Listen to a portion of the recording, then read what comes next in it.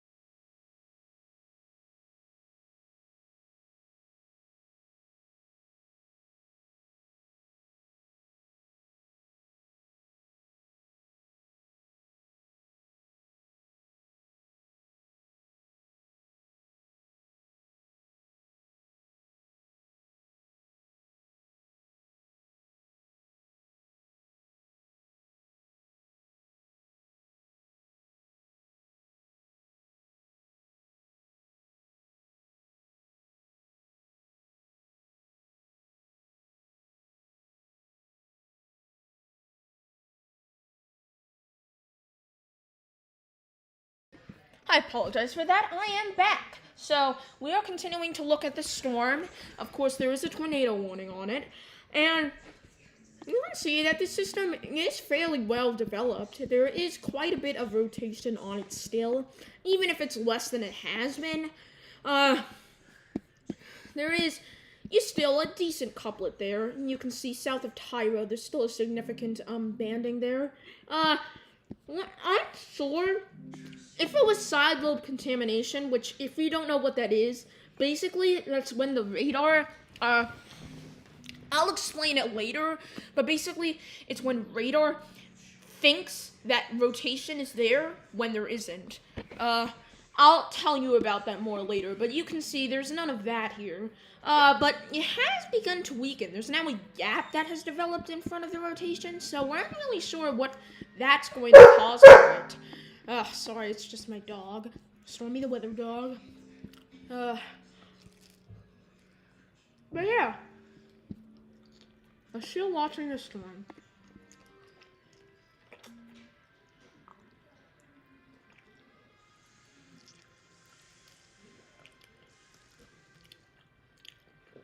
Eating my dinner at the moment, sorry about that.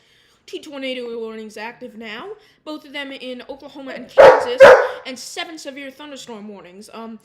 Some of them in Kansas, some of them in Oklahoma, and some of them in Texas. And actually, one of them extends into Missouri. That is the one that I showed you briefly before. You can see this extends into Missouri, and it has some rotation on it. Let's see if that's side lobe contamination. Basically, what side lobe contamination is It's basically when the radar is detecting hail. It's detecting hail and considers that as moving winds because it reflects off of hail. And since hail can move in all different directions, that is one of the ways side lobe contamination can develop. Because actually, side lobe contamination can develop in many ways. It can develop through that hail way, as I aforementioned. It can also develop because it's measuring some of the radars move off of the path.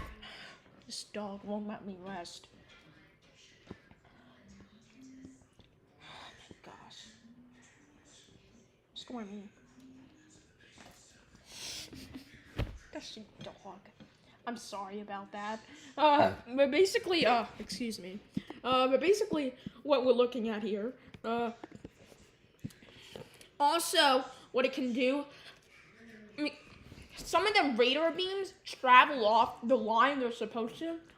Each radar beam is supposed to move in a specific direction, so one of them moves further up in the atmosphere. It can be tilted further up in the atmosphere when it's not supposed to, when it's supposed to be further down to the ground. And further up in the atmosphere, there's higher winds further up in the atmosphere. Oh, jeez. So it can be detecting winds that aren't at the ground level. It can be detecting winds that are in the upper levels instead. So that's not rotation on the ground and imminent with a tornado. That's just rotation in the upper levels. That still can be useful and sometimes lead to rotation. However, that doesn't always mean that it's going to be an imminent tornado on the ground. Okay, so we have had this tornado warning extended down here into Oklahoma some more. As you can see, it's straddling the border between Kansas and Oklahoma. And since these are two different states, they can't just make this one warning because you can see this is two different states, and they have two different National Weather Service offices who are issuing different tornado warnings. It's a little complicated, but basically that is what is occurring, and that's why we have to have multiple tornado warnings if we go into different states because they have different National Weather Service. Sometimes the two states have the same National Weather Service, so they don't need these separate warnings, but sometimes stuff like this occurs where we need multiple tornado warnings to encompass a tornado straddling the border between two states. That's why we have 3 tornado warnings now.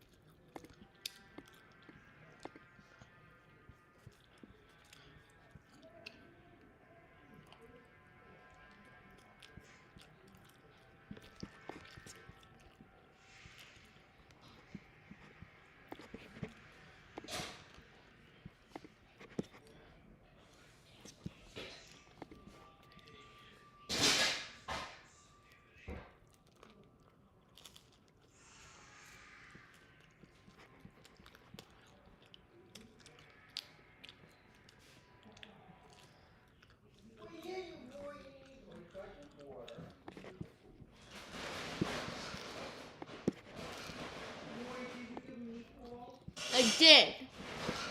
Sorry about that, guys. My dad was just asking if I gave him the meatball. I did. I'm eating meatball. But you don't care about that. You just care about this rotation near Coffeeville. Let's look at this again. Let's get back to that radar. This is a far away radar, so we might not have, because this isn't higher in the atmosphere. Radar beams move upwards because of the curvature of the Earth. They move upwards over time, up off the ground as they move in a farther distance. So this is further up in the atmosphere, and you can see there's still some decent rotation on it. Straddling the border between Kansas and Oklahoma. So we'll have to see with the storm.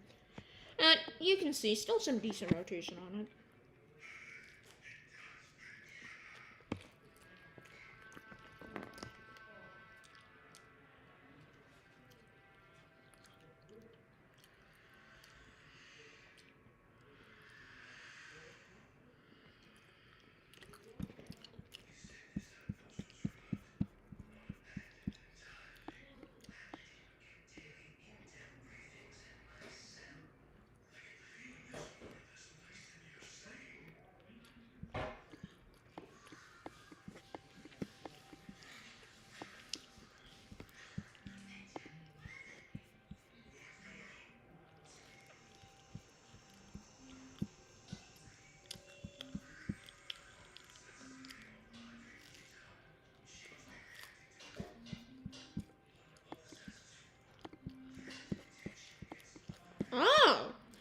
This is an interesting development.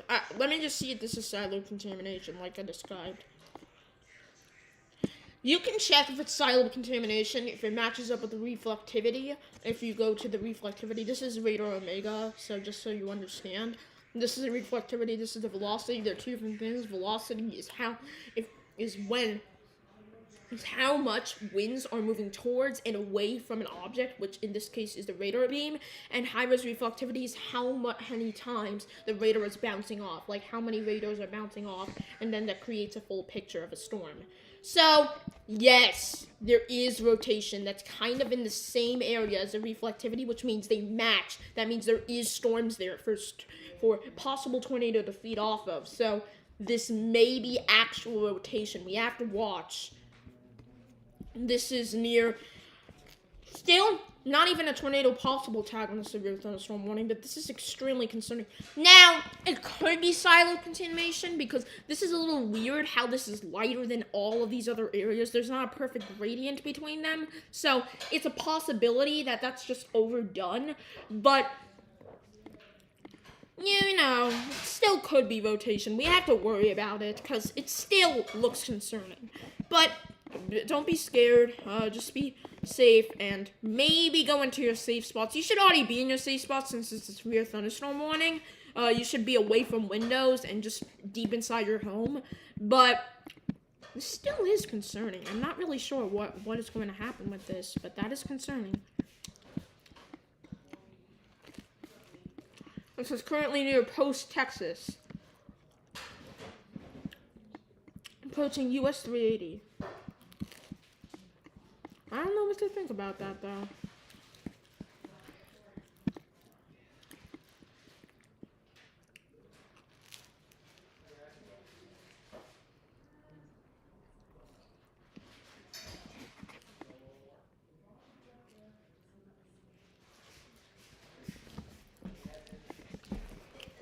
Yeah, right? I'm live.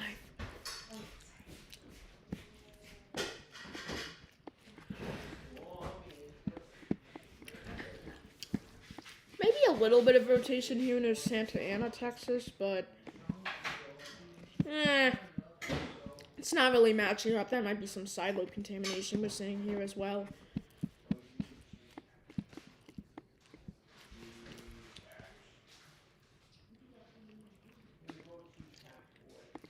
Alright, one of the tornado warnings was dropped.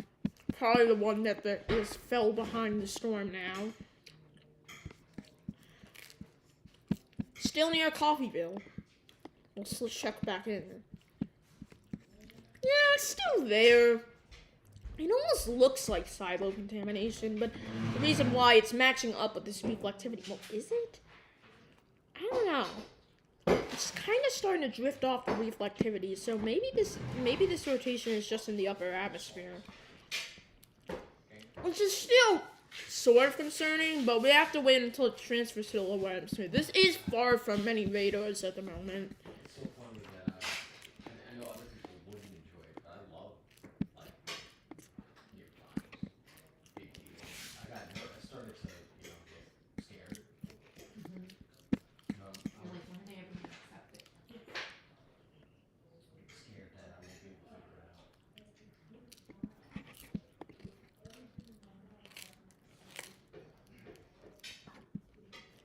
There's always something about that.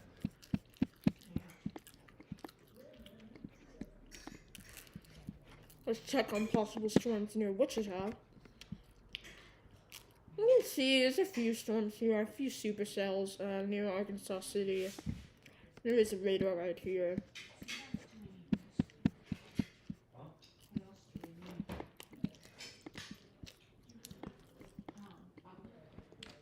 Yeah, definitely a few storms. Of course, some of them are severe warnings, some of them are just special weather statement warnings. This is a huge line of storms now, bearing down on Oklahoma City by now. So that'll be interesting to note. I just got used to it. Not anymore.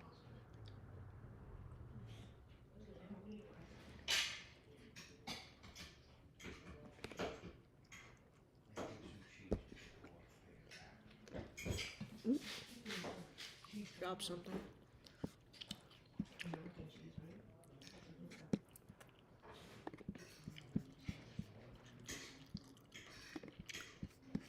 Still at the severe thunderstorm warning now, straddling the border between Kansas and Missouri. We'll see where this goes. It is approaching towards Interstate 949 near Sheldon. Still a little bit of rotation on it, but doesn't look too concerning.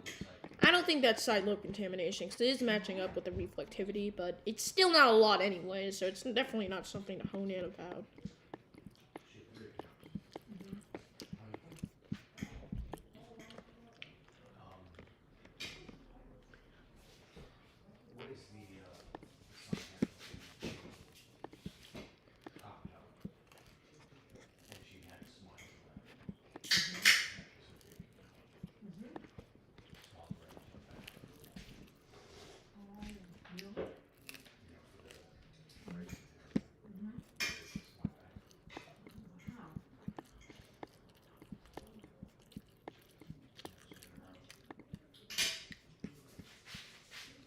I don't know. This rotation here is starting to intensify. Let me see if it does match up with reflectivity. Let me see. It is. I don't know, it is. And there is a little bit of a hook thing here. I don't know if that's a hook echo. It probably isn't. A hook echo is sometimes necessary for tornado formation. Sometimes. You don't have to have a hook echo to have a tornado.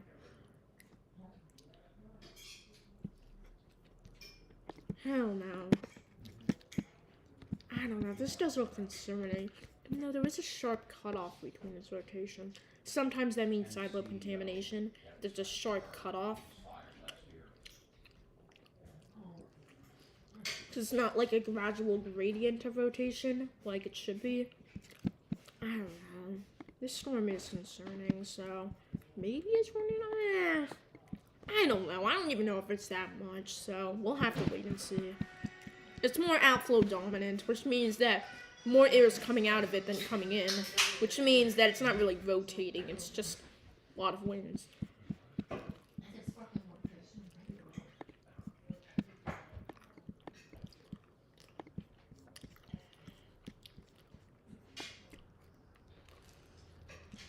Have a storm near Brownwood.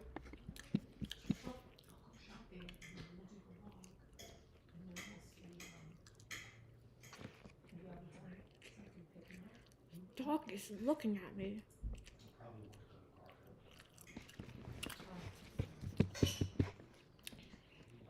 Wish I could show him, but can't right now.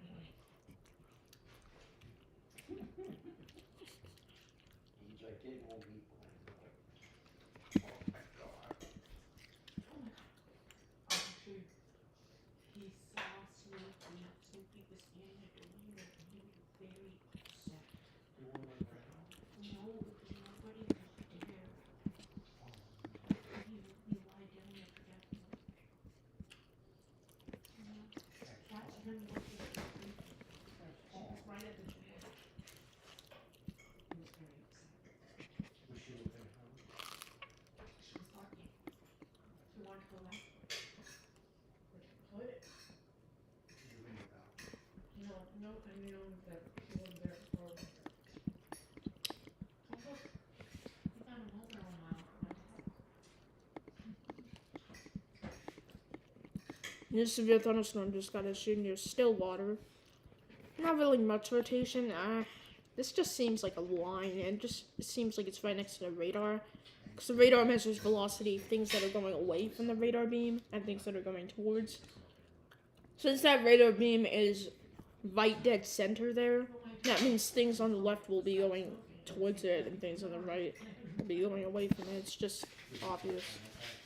But still, there is a reason why this has a severe thunderstorm warning. A lot of hail in it. These pink shades mean a lot of hail.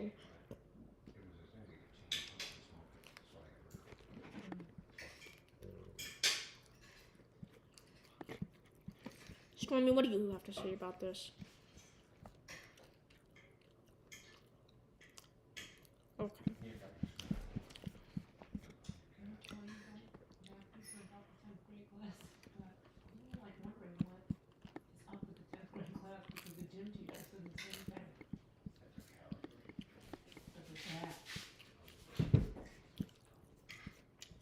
What, this year or every year? This year. This particular class, they were the ninth grade class. Maybe it's in the 10th grade? Wait a minute. Maybe it was in the 8th grade of last year, so I don't know, maybe it gets worse. It goes on.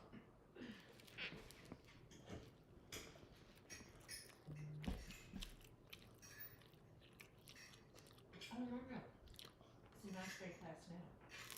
So that's it. It's the 10th grade class next year. So it's the same class that the gym teacher said something about. Something about that class. She was saying they were bad. Flood warning now in effect for Fort Worth and Dallas. That's concerning. That just occurred. So pay attention to roads. See if they have floodwaters on them, and be careful. Don't drive into flooded roadways, and make sure to look all around to see if there's puddles around. Don't think that you can drive right through them, because you can't.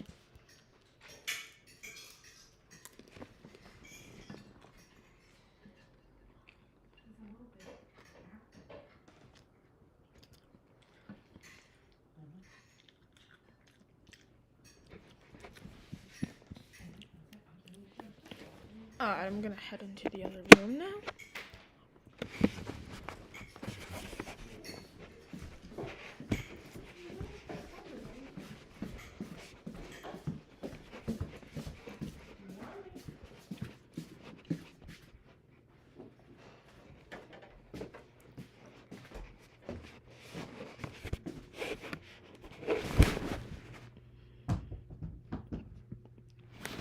Three severe thunderstorms in a row here.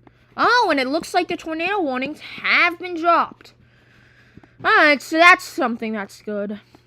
Yeah, so you could clearly tell that the rotation was kind of weakening, or it was just becoming a bunch of silos. It's completely gone now, so I definitely can see why they got rid of it. Yeah, the rotation here is gone. It's missing. But there is a little something now developing near Brahman. Let me see if that's silo contamination. It's not even that strong rotation anyway, so I don't think you have to worry about it. But it is right by I-35. Near Brahman and Blackwell.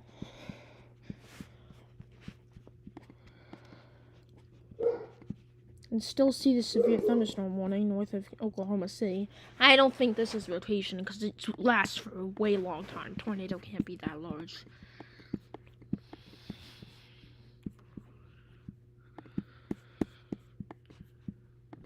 Sorry for being quiet. It's just not much to talk about.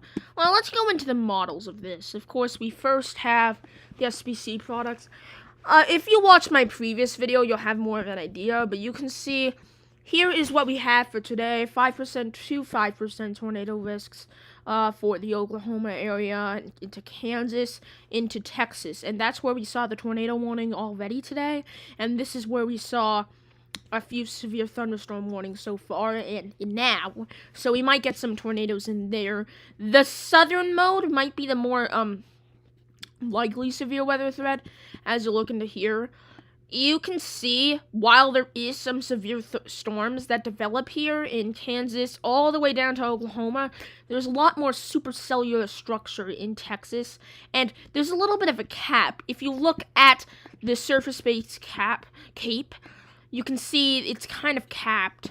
If you look at the NAM model, it says it's less capped, but still, it still might not be enough to support storms, because storms need a perfect gradient between warm and cold air, and that's what it is if it's uncapped. If it's capped, there's not a perfect gradient between warm and cold air, and it's uncapped more in the southern locations. So in these locations, you may have a better chance for seeing storms.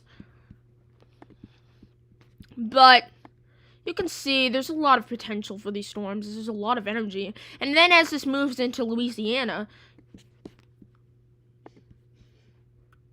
You can see some stuff there.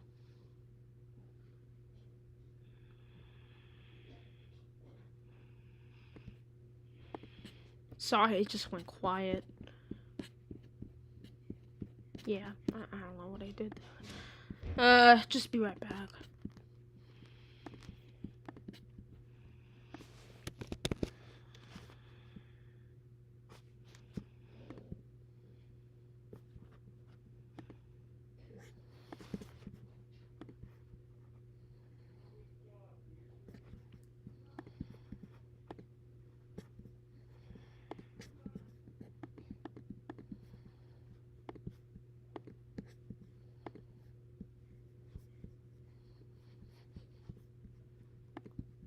I apologize for that. I am back.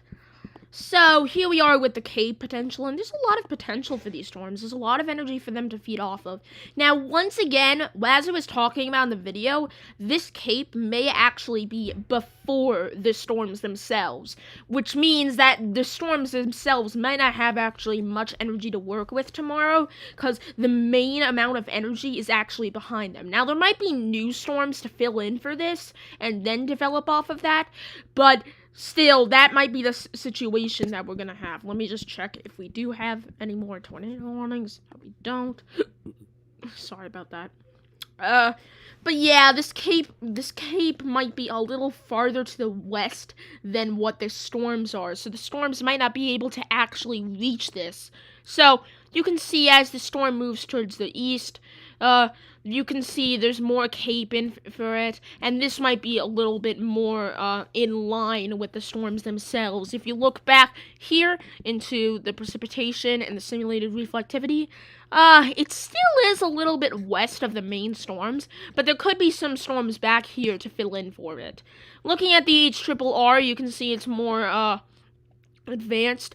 You can see there is going to be a lot of storms. Of course, there's going to be those supercells in Texas, but eventually they congeal into this huge line of severe thunderstorms that we're going to have tomorrow. We're going to be tracking this risk tomorrow because it does look concerning. This definitely will be a concerning event as it approaches. And you can see there's a significant area here. I don't even know what these black lines mean. Yeah, I'm not sure what those mean. I think that's like very strong. Yeah, I don't know what those mean. I guess, like, very, very strong reflectivity. But you can see there are many supercellular type storms. Supercellular storms, discrete supercells, which are the storms that produce tornadoes. So these are possible here in central Louisiana into southern Mississippi. And also into even Arkansas. There might be a few storms there, too. As this threat from Kansas moves in, you can see a few supercellular thunderstorms there. And then the main action continues in Mississippi into Alabama at around 6 p.m. on Friday. There's going to be some major storms still occurring, and all along this line in Alabama, back towards Mississippi and Louisiana. Now, the problem is, if these storms form in a line, that means they're all feeding off of the same energy, which means individual storms won't be able to grow past a certain point, and tornadoes won't form, which is good news, but we want the lines, but it doesn't necessarily mean that we're gonna have them here. We might be seeing them here, but we really have to see. It's really unsure predicament right now, but really strong reflectivity here. We might get some hail in here in Alabama and Mississippi. We're unsure, but definitely some interesting reflectivity there, very strong. Then you can see more supercells there in Mississippi and Alabama, and those might actually be more on track with the moisture that is in place. Those might actually be a little more on track, so those might have a greater potential. Also, they're a little more discrete, which means storms aren't fighting off of the same energy, so that means that we will possibly have a tornado threat down there at around 11 p.m. on Friday, so that might be a later night threat, which is even worse, because then you can't see the tornadoes because it's dark. But we'll have to see what exactly happens with this. This is just one model. I showed the NAM already. That's showing some storms to fire. They all move out to the southeast. Let's actually look at the southeast. Let me just get that prepared real quickly.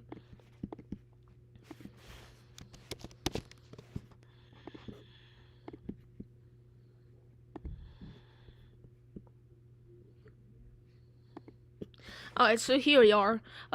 You can see as these storms move into the southeast, there's a significant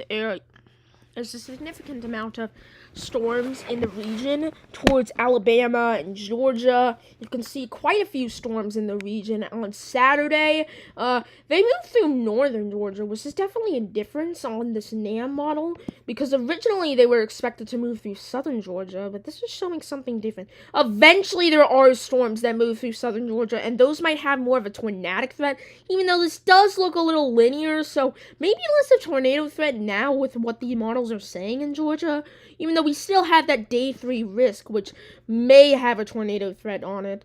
Of course, we have this one tomorrow, which has a tornado threat on it, and we have this one on Saturday, which is most likely going to have a tornado threat on it, but we're too far out to pinpoint a tornado threat on it, which is too uncertain.